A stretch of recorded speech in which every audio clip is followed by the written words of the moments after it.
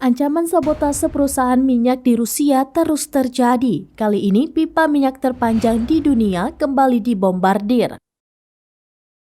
Pangkalan pemuatan pipa minyak Druzhba di wilayah Bryansk, Rusia dekat Ukraina dibombardir pada Rabu pagi. Peristiwa tersebut pertama kali dilaporkan oleh saluran Telegram Baza yang mengatakan bahwa fasilitas di desa Sven telah diserang 2 kali dalam waktu 20 menit sekitar pukul 5 waktu setempat.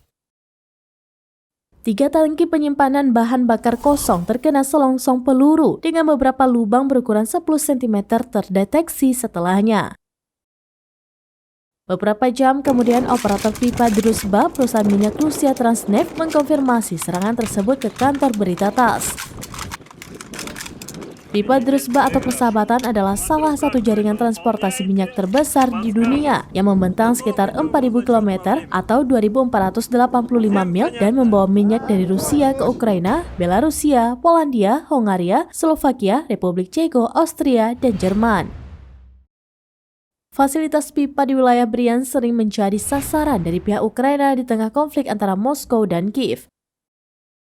Serangan pesawat tak berawak dari rudal telah diarahkan ke infrastruktur energi dan kawasan pemukiman yang mengakibatkan beberapa kematian warga sipil dan banyak luka serta penghancuran harta benda.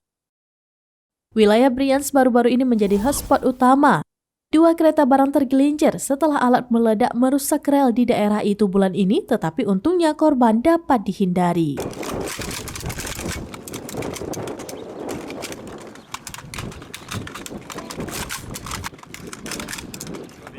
Проиграшу, смотрю, как вы это выполняете, подскажу. Потом идем на зачет на время. Всем понятно? Так точно.